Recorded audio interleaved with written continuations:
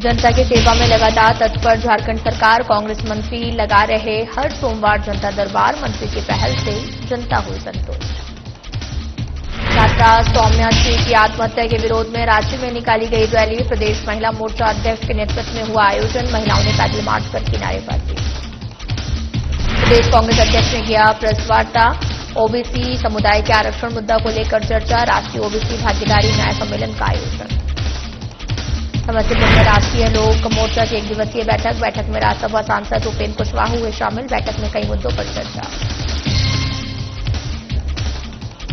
समस्तीपुर में बूढ़ी गंडक नदी पर बन रहे पुल और मोड़ दिवा अस्पताल का निरीक्षण, विधायक अखरुल इस्लाम ने किया निरीक्षण, निर्माण कार्य में गुणवत्ता का ख्याल रखने के निर्देश।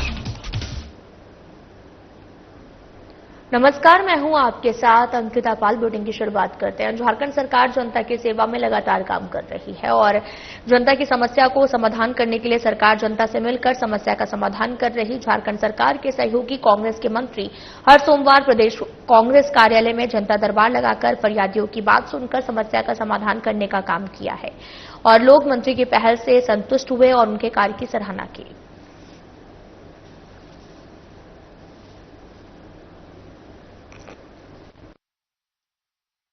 हम लोग कांग्रेस ऑफिस में आकर जनता की समस्याओं का समाधान कर रहे हैं और आप देखिए हजार मतलब हमको लग रहा है कि सैकड़ों की संख्या, बाहर से भी हम लोग आ रहे थे। इतनी बड़ी संख्या में लोगों का आना, कांग्रेस ऑफिस में आना, ये साफ संकेत है कि लोगों का विश्वास मंत्री पे बढ़ा है, कांग्रेस पार्टी पे बढ़ा है और अब लोगों को लगने लगा है कि हमारा समाधान हमारे मंत्री कर सकते हैं। तो आज आप देखिए उसी क्रम में हम यहाँ पे आए और अभी सैकड़ों की संख्या में अभी आयोजन भी मिला है और कई तो बिना आयोजन के लोग आए हैं। तो सबका हम समाधान करेंगे और बेसिक्स में देख रहा हूँ सबसे ज्यादा जो समस्या है जमीन की समस्या है।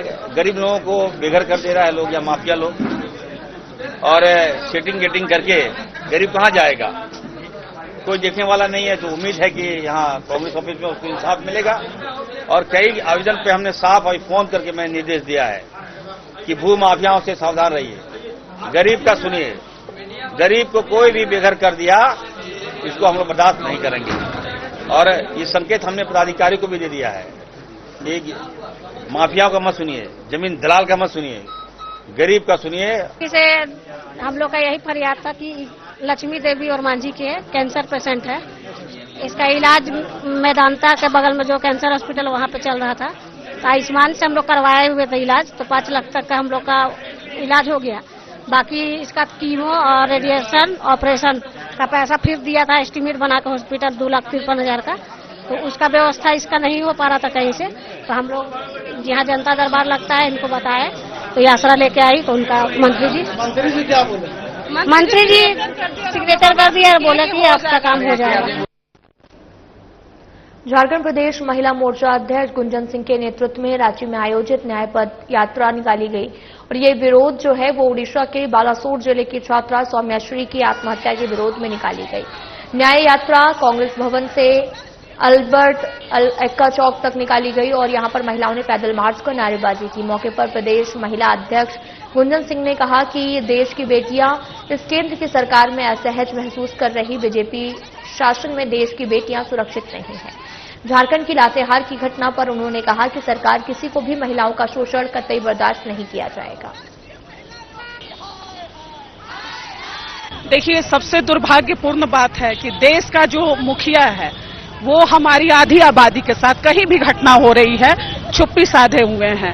खासकर मैं बता दूं कि जहां भाजपा शासित राज्य है वहां पर ये चुप्पी तोड़े हुए हैं। और सबसे मैं निंदनीय बात कहती हूं कि राष्ट्रीय महिला आयोग की अध्यक्ष विजया जी झारखंड आती हैं और झारखंड सरकार पे वो सवाल दागने का काम करती हैं। महिला आयोग का गठन नहीं हो रहा है। वर्तमान की सरकार को पता है कि हमें क्या काम करना है और जल्दी महिला आयोग का गठन होगा, लेकिन ये गठन से इम्पोर्टेंट है कि गठन तो आपका राष्ट्रीय भी महिला आयोग हुआ है, आप देश की बहनों को कितना न्याय दिला पा रही हैं, कितना इंसाफ दिला पा रही हैं, क्यों आप चुप्पी तोड़ नहीं रही हैं? सिर्फ आपका क्या दौरा है और जहां पे आपका भाजपा शासित राज्य नहीं है वहां पे आप जाके सवाल दागने का काम कर रही हैं। आप एक संवैधानिक पद पे हैं, किसी पार्टी विशेष की नहीं है। और मैं ये कहना चाहूंगी मोदी जी से कि उड़ीसा की हमारी बहन को इंसाफ दीजिए, मणिपुर की बहन को इंसाफ दीजिए और अपनी चुप्पी तोड़िए, क्योंकि ये देश आपसे संभल नहीं रहा है और देश के प्रधानमंत्री के रूप में आपको ये शोभा नहीं दे रहा है। झारखंड प्रदेश कांग्रेस अध्यक्ष केशव महतो कमलेश ने प्रेस वार्ता की। उन्होंने बताया कि कांग्रेस 2025 को संगठन सृजन का साल को पूरा करने में दमखम के साथ तैयारी में जुटी है और इस महीने के अंत तक सभी जिलों में बूथ स्तर तक के कार्यकर्ताओं का प्रशिक्षण पूरा हो जाएगा। साथ ही 25 जुलाई को राष्ट्रीय ओबीसी भागीदारी न्याय सम्मेलन का आयोजन दिल्ली के तालकटोरा स्टेडियम में किया जा रहा है, जिसमें ओबीसी समुदाय को 27% आरक्षण का मुद्दे को लेकर विशाल धरना प्रदर्शन किया जाएगा। 25 तारीख को नई दिल्ली के तालकटोरा में अखिल भारतीय कांग्रेस कमेटी ओबीसी विभाग की ओर से भागीदारी न्याय सम्मेलन आयोजित है, जिसका उद्घाटन हमारे कांग्रेस अध्यक्ष माननीय श्री खड़गे साहब करेंगे और उसका समापन हमारे न्याय योद्धा लोकसभा में प्रतिपक्ष के नेता माननीय श्री राहुल गांधी जी करेंगे। सैकड़ों की तादाद में झारखंड के सभी जिलों से हमारे ओबीसी समुदाय के कांग्रेस जन उस न्याय सम्मेलन में उपस्थित होंगे। आगामी 15 अगस्त को तक हम लोगों का जो आप सभी जानते होंगे कि जिला कमेटी प्रखंड कमेटी का गठन हो चुका है, मंडल अध्यक्षों की नियुक्ति हो गई है और अभी जो हम लोगों प्रखंड अध्यक्ष, प्रखंड पर्यवेक्षक, मंडल अध्यक्षों का प्रशिक्षण कार्यक्रम चल रहा है। राष्ट्रीय लोक मोर्चा की राज्य कार्यकारिणी की 1 दिवसीय बैठक समस्तीपुर के हरपुर एलौत स्थित एक निजी होटल सभागार में आयोजित की गई, जिसमें पार्टी के राष्ट्रीय अध्यक्ष और राज्यसभा सांसद उपेंद्र कुशवाहा शामिल हुए। साथ ही पार्टी के सभी राष्ट्रीय और प्रदेश पदाधिकारी, कई प्रकोष्ठों के अध्यक्ष और 38 जिलों के जिला अध्यक्ष भी मौजूद रहे।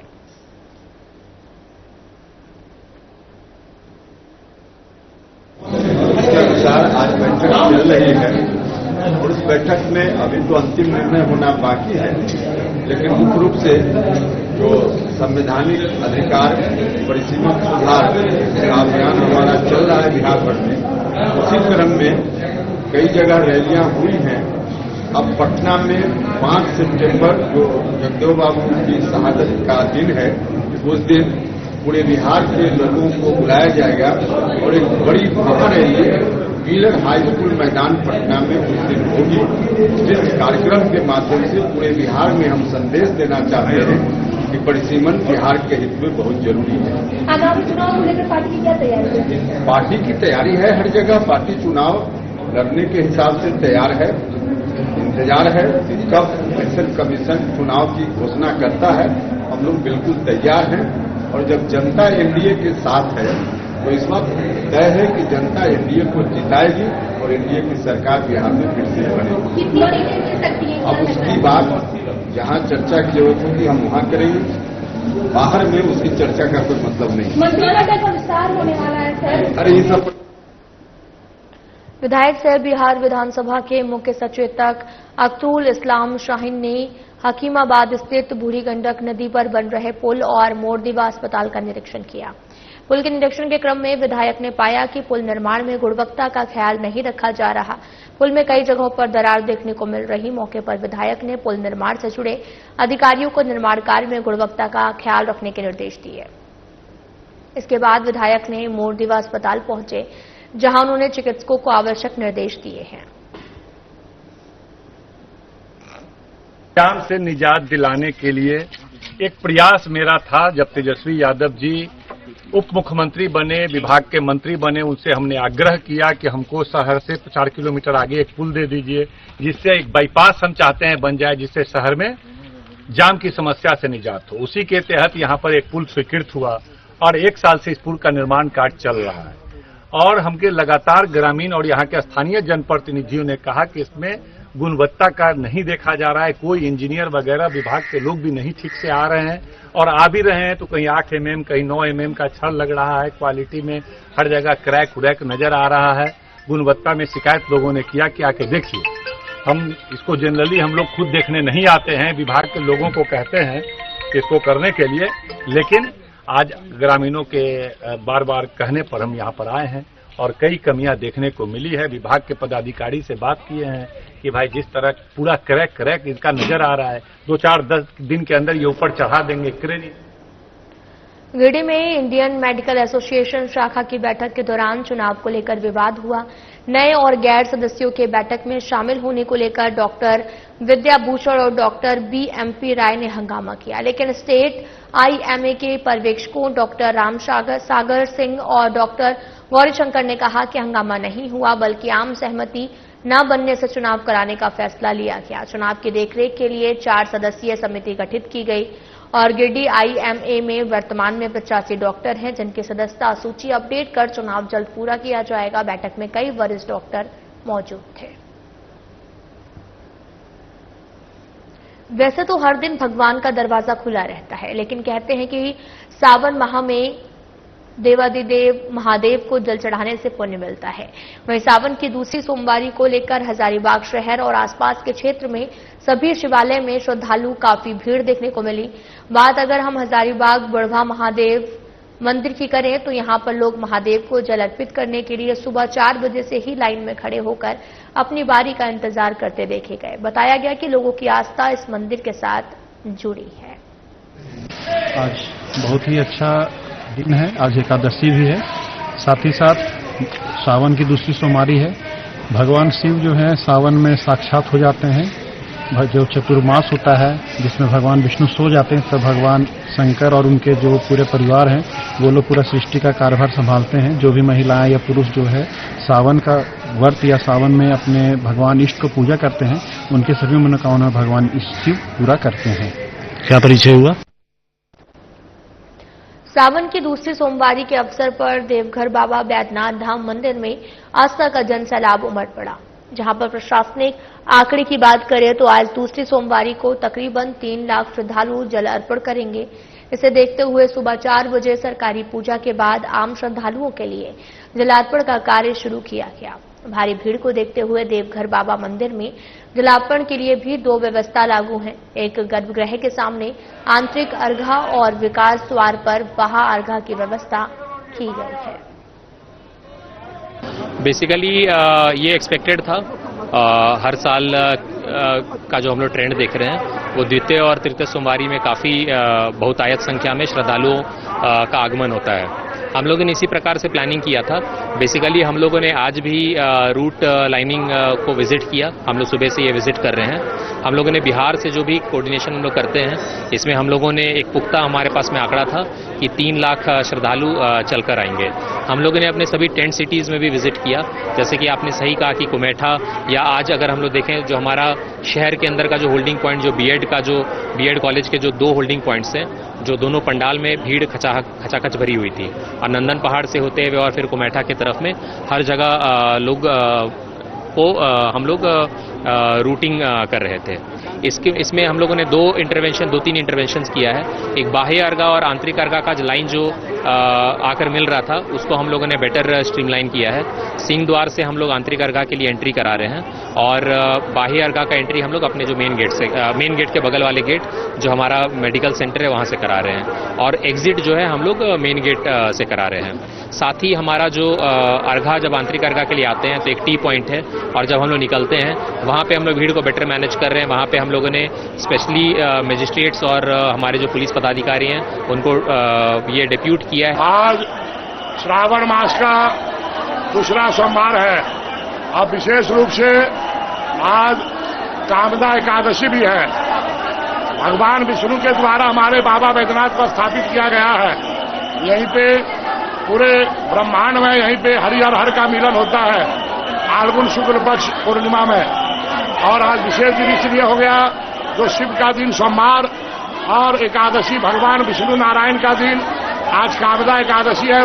बहुत संयोग से जोगाजोग ऐसा समय लगा है जो तीर्थ यात्रियों का बहुत ज्यादा अत्यधिक जो है जनसंख्या में आ रहे हैं और जलार्पण कर रहे हैं मन में भाव भक्ति के साथ।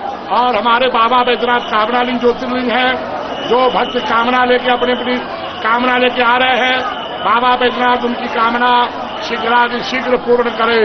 ये हम लोग बाबा बैद्यनाथ के तीर्थ पुरोहित के द्वारा बाबा बैद्यनाथ से हम लोग कामना करते हैं जो भक्त लोग आ रहे हैं उनकी कामना शीघ्र पूर्ण करे।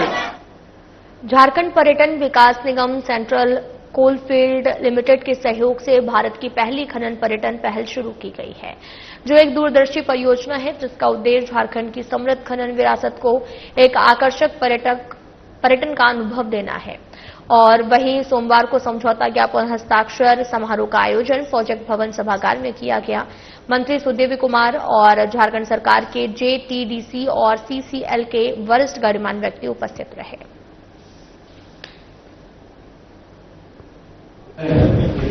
ऐतिहासिक दिन रहा कि जिसमें जिन खनिज संसाधनों के लिए झारखंड को आज तक माइनिंग स्टेट के तौर पर जाना गया, हम लोगों ने CCL के साथ साझेदारी करके माइनिंग टूरिज्म की दिशा में आज पहली बार कदम बढ़ाया है।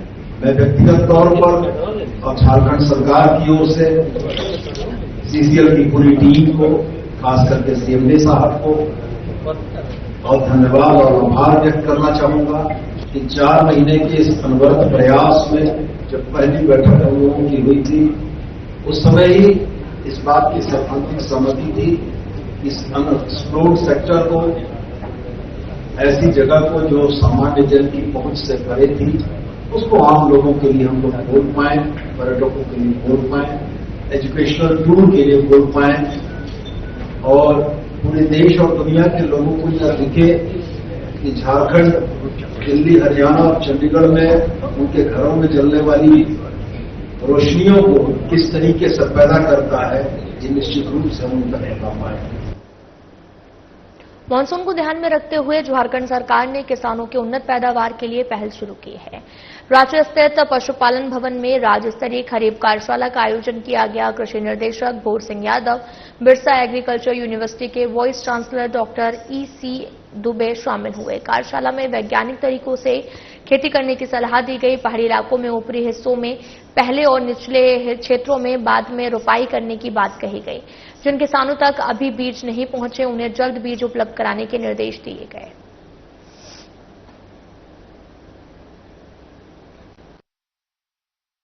देखिए, निश्चित तौर पर जो बारिश ज्यादा हुई है, लगातार हुई है, तो किसानों को धान लगाने में काफी असुविधा हुई है। जो डायरेक्ट सीडेड राइस है, जो ऊपर की जमीन में जो करते हैं, वो किसान नहीं लगा पाए हैं।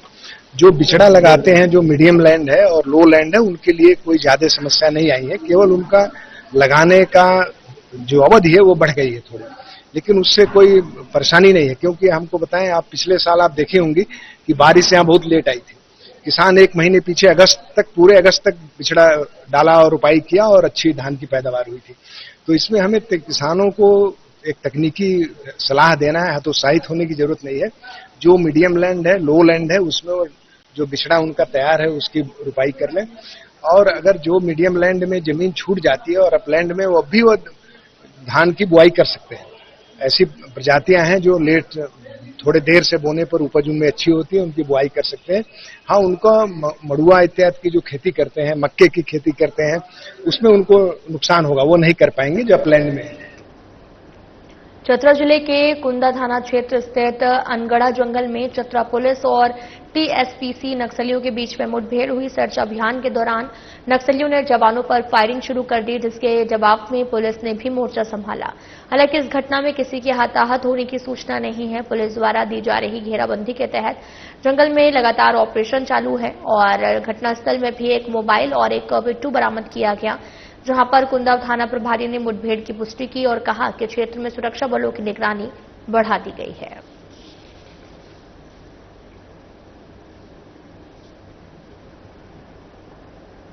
कोडरमा पटना रोड NH20 के किनारे स्थित मेघातुरी बस स्टैंड में अवैध वसूली का मामला सुर्खियों में है। जिला परिषद द्वारा 2 करोड़ 2 लाख रुपए में बंदोबस्ती के बाद भी मालवाहक ट्रकों से मनमानी वसूली जा रही है और बीती रात एक पत्रकार ने अवैध वसूली की वीडियो बनाई, जिसके बाद में वसूली करने वालों ने उनके साथ बदसलूकी की है, मोबाइल क्षतिग्रस्त कर दिया है। कोडरमा थाना पुलिस ने शिकायत पर 7 आरोपियों को गिरफ्तार किया है और बाकी की तलाश जारी है। जिला प्रशासन अब इस बंदोबस्ती को रद्द करने या फिर अन्य कदम उठाने पर विचार कर रहा है।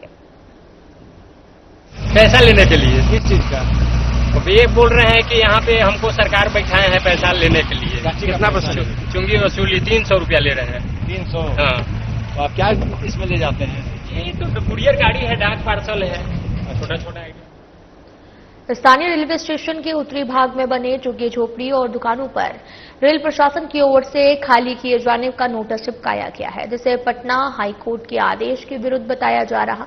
इस संबंध में संबंधित स्थान के दुकान मालिक विश्वनाथ कुमार गुप्ता ने बताया कि उक्त स्थान पर बीते 1880 से रहते आ रहे हैं और दुकानें चल रही, लेकिन रेल प्रशासन के द्वारा बार बार दुकान मालिक को परेशान किया जाता है।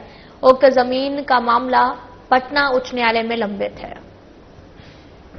शहीद द्वार गेट के समीप मेरा पूर्वजों का दुकान है, जिसमें माननीय उच्च न्यायालय पटना में जो मामला लंबित रहने के बावजूद भी मेरा पुश्तैनी दुकान पर रेल प्रशासन के द्वारा नोटिस चिपकाकर उसे डिमोलिश करने का धमकी देने के संबंध में हम आपको बताने जा रहे हैं। मैं विश्वनाथ कुमार गुप्ता, स्वर्गीय सुरेंद्र कुमार गुप्ता, साकिन पुरानी बाजार लखीसराय शहीद द्वार गेट के नजदीक थाना लखीसराय जिला का निवासी हूं, जिसका मौजा मथार खबोर लखीसराय रेलवे जंक्शन के नजदीक प्लॉट संख्या 504 पर 1504 स्क्वायर फीट में मेरा पुश्तैनी दुकान 1880 से बना हुआ है। पतरातू प्रखंड के लबगा पंचायत स्थित ग्राम रजदा में आपको बताते चले कि आम जनों को सड़क पर निकलना महंगा पड़ जाता है। ये बात इसलिए कही जा रही क्योंकि ग्राम रजदा के नीचे टोला और जोड़ा तालाब के पास की सड़क पूरी तरीके से दलदल में तब्दील हो चुकी है, जिससे लोगों का अपने घर से बाहर निकल पाना भी मुश्किल हो गया। मजबूरी में कोई निकल भी जाता है तो उस पर उसको गिरने का खतरा भी बना रहता है और थोड़ी सी बारिश नहीं तो चलना भी मुश्किल हो जाता है। इसे लेकर ग्रामीण पंचायत की मुखिया और अन्य जनप्रतिनिधियों ने गुहार लगा चुके हैं, लेकिन अभी तक आश्वासन के अलावा कुछ भी नहीं हुआ। मुंगेर के हिमजापुर और उसके आसपास गंगा का जलस्तर लगातार बढ़ता जा रहा। बढ़ा जलस्तर खतरनाक स्तर को पार कर गया है, जिसके बाद में तटीय इलाकों में कटाव की स्थिति बन गई, जो गंगा किनारे बसे स्थानीय लोगों की चिंताएं बढ़ा रहा। इसे देखते हुए ग्रामीण महिलाएं पारंपरिक मानन गाकर गंगा को मनाने में लगी हैं। ग्रामीणों का कहना है कि फिलहाल इन्हें कोई सरकारी मदद नहीं मिल रही है। बहुत है।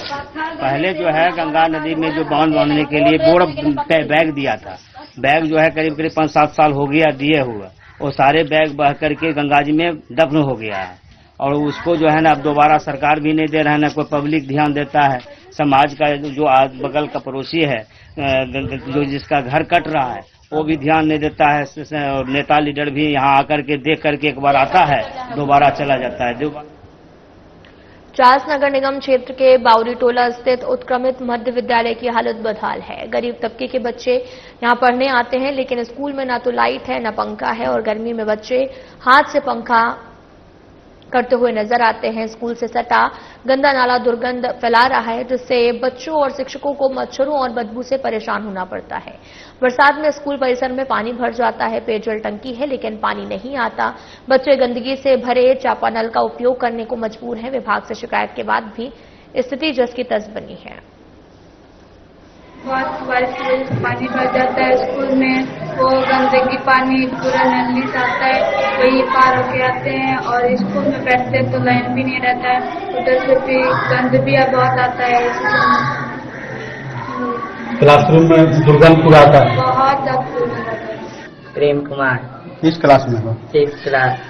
अच्छा, क्या क्या समस्या स्कूल आने में हो रही है? यहाँ पर गंदा पानी घुस जाता है स्कूल में, अच्छा खाना नहीं मिलता है, मच्छर लगता है, दुर्गंध भी खूब होता है। हाँ। क्लासरूम में बैठते हो तो दुर्गंध करता है? हाँ। सर अभी तो वर्तमान में नहीं आता है, क्योंकि जब से बना है तब से पानी लगभग नहीं आता है ना।